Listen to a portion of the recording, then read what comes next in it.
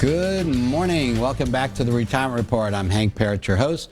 With me today is my tongue sometimes gets in the way. With me today is my good friend and special guest, Jack McCann with McCann and Hubbard over in Cool Springs area there in Franklin. And I've been working with Jack for probably close to 10 years now. I think it is 8 to 10 anyway, in that range. And we've got a lot of clients together. One of the things that that comes of that is knowing that we're getting a good value with Jack. He does good work, and he's there for you if you need to do amendments or things. And this is one of those areas we're going to talk about next. So as I mentioned before the break, we kind of covered the, what happens with a will and the probate process, and kind of give you a little bit of an idea or perspective on that. And then we want to talk about now with a revocable living trust, how that would differ. All right, what that process would look like. So now we've talked about, in other words, administering an estate when someone dies with a will. So let's talk about administering a estate when someone dies and they had set up a revocable trust. So Jack, what would that look like when that, let's say that child now is coming in and saying, the parents just passed away and I need some help with this trust. What do I do? Yeah, we still have a meeting with somebody. Sometimes people think that if there's a trust in place, then there's no paperwork to do, but that's not true. There is some paperwork to do, but it can be a whole lot easier than regular probate. We may end up doing probate for just a couple of assets if they've forgotten to put them in there, but the bulk of the estate generally is going to be in that trust. And the trust, part of the trust planning process is to have an overall plan of what are we going to do with everything, what are we going to do for the surviving spouse, what are we going to do for the children afterwards or the other heirs. And so the trust generally is going to have things sort of laid out, a good game plan for us already. And it's just a matter of making sure that game plan gets followed through. The assets typically are already titled in the trust, so we don't have to deal with the banks so much. We don't have to deal with the probate court. Makes it way easier if there's real estate, if it's owned by the trust. So the trust does make things a lot easier. It's more work in the beginning when you're doing your estate plan to put a trust together, but in the long run, it's a lot less work, and you've got generally a vehicle that will manage that real estate or other assets for a long time to come. Mm-hmm. This is one of the things I like, revocable trusts, of course, and most of my clients have that. Occasionally, you may only need a will, and if that's the case, of course, we're going to go in that direction. One of the things about revocable living trust, though, also provides some benefits. One, there's no probate, which is nice, I think. It shortens the process potentially of administering. It allows for faster action to take care of things. It's a little easier when it comes to paying the bills and doing other things that are needed. One of the other parts with the revocable trust is to potentially provide some asset protection.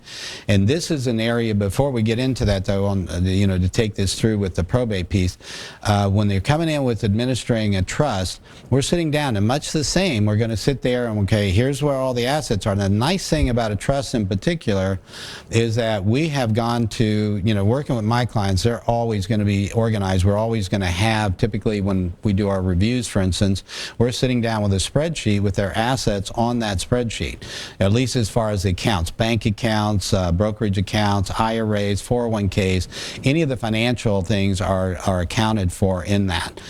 In addition, if they've got savings bonds, things like that, we usually get, when we're wanting to account for assets, both for the estate planning as well as, of course, the financial planning, we gather all that information up front, which is great because now you're more organized when that event happens. And that's, of course, the purpose. Good planning. And with my clients, I know that's their concern. They want to make sure to make it as easy on whether it's a surviving spouse or then to their children as they can. They don't want them to have to struggle or have some nightmare kind of story because things weren't done that way, and you can get into so many. Well, we could go on with stories about problems. Let's just stay on the positive.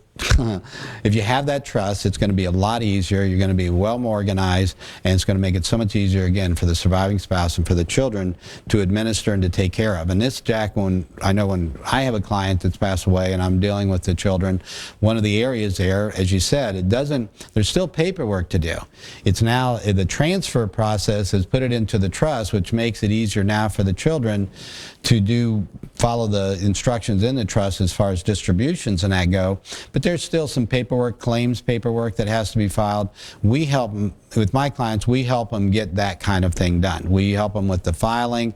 If there's stuff needed on a legal standpoint, occasionally there are assets, for instance, that might come into place that didn't make it into, didn't get titled to the trust, and we may have some type of a probate process that could still occur. This is why doing reviews is so important and keeping up to date. But I don't know, is that a common thing you see with clients when they're coming in? Yeah, absolutely. And it's helpful to work with either an attorney or a financial advisor or both who are familiar with all the forms, because even when you've got things set up really well, there's a lot of forms to deal with. And the bigger insurance companies, investment companies, what they'll do is they'll send the executor will call and say, so-and-so passed away, I'll send you a death certificate, I need the forms. And they'll send this packet, and it'll be 25 pages long. And what you don't realize if you're not familiar with these forms is you really only need like 3 or 4 of those pages. But if you're not familiar with the forms, it can be very overwhelming and very confusing. So it's helpful to work with somebody, and that's the point where you need to go ahead and make that appointment with the advisor. It's not, it's money well spent. We can figure out in 15 or 20 minutes what it'll take you hours and hours to figure out. So it's worth the headache of paying for that. Yeah, service. having that team approach where your attorney and your advisor are working together to get these things done for you. All right, again, if you've got that type of relationship already, then this would be a great time for a review. One of the things we're going to talk about, for instance, is the Secure Act that was passed in December of 2019, just this past year, and what that has had a dramatic effect when it comes to estate planning, especially for most of us who have large retirement accounts, whether it's IRAs, SEP IRAs, 401ks, 403b, whatever type of account you have, TSP, thrift savings plan for your federal employees and military out there. How is this impacted? Well, before we would set up an estate plan, typically where we're having, let's say, in a trust, because we want asset protection, let's say, of those assets. So when you have an IRA or a 401k, a company plan, you have protection under the law, whether it's federal for company plans like 401ks and that, or state law with IRAs.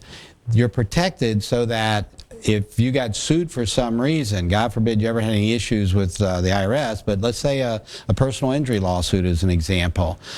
These are the kinds of things that could put assets at risk. Your retirement accounts, though, are protected for you in that event.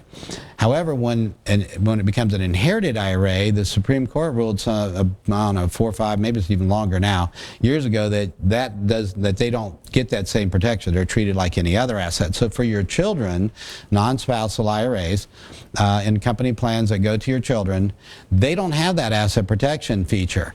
And this would apply also for divorce, which would maybe be an even bigger concern with today's divorce rates. So how do you keep that money in the family? This is where a trust can come in, and you can have that those retirement accounts go into trust for them. And when we were able to stretch those the income from those IRAs over their lifetime under the old rules, that was a great plan, and it made it, we had both asset protection and the ability to minimize taxes. Well, when you're talking about RMDs in the 4 to 5% range, or possibly even lower depending on the age of the beneficiary, you could stretch that out again over their lifetime. Today, the Secure Act says now that you have to cash it out over no more than 10 years. So that means 2 to 2.5 times the amount that you have to take out every year and pay tax on it. And this also makes the asset protection, it reduces it down quite a bit unless we do something different. So under the old plan, we would do a conduit trust, typically allowing RMDs to pass through to the beneficiary or beneficiaries, and they could take more if they wanted, but it gave them a lot more control over the taxes.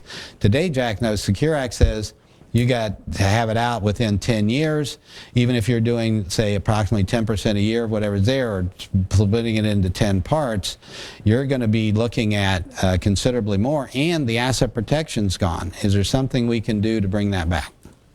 Well, and you're right. You throw into that mix, you got traditional IRAs and Roth IRAs and other kinds of investments. It's really important to meet with a financial advisor before you start making decisions on how to take those investment accounts, because there's pros and cons different ways. You got to look at the ages of the beneficiaries and what the needs are, and there's different ways to get the payout, and so there's strategies. You come up with strategies on which way is going to be best, because what worked for one family isn't going to necessarily work for the next family. So don't just do what your friend did. You need to talk to an advisor and figure out what's right for you and your family.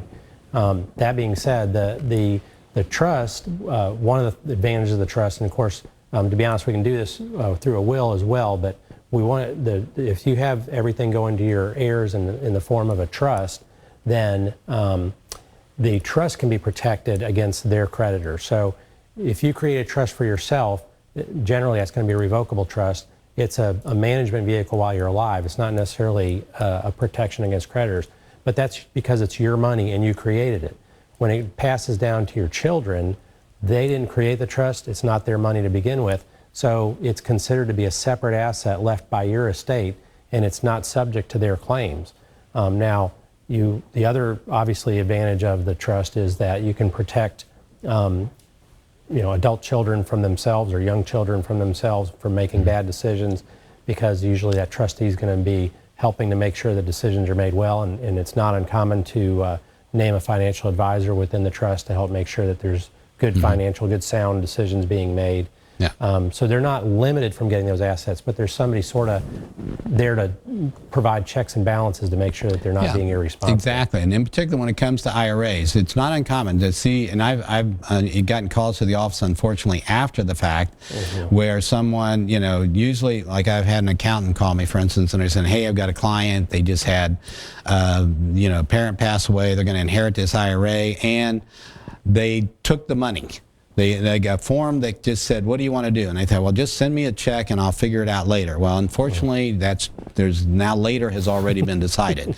You can't redo that, and now that's fully taxable to you in that year, and you probably just bumped yourself up at least 1 or 2 tax brackets, and you're going to end up paying a lot more tax, and there's nothing we can do. When you come in, on the other hand, and say, hey, my parent passed away, help me with these things, we can make sure, and with a trust, it makes it a lot more, usually that's going to be the process, then we can protect you from making that poor choice. So that's just one example. There's more, and there's some other things we're going to talk about, of course, regarding this, but first we need to take another break. Join us here. We'll be right back on the Retirement Report.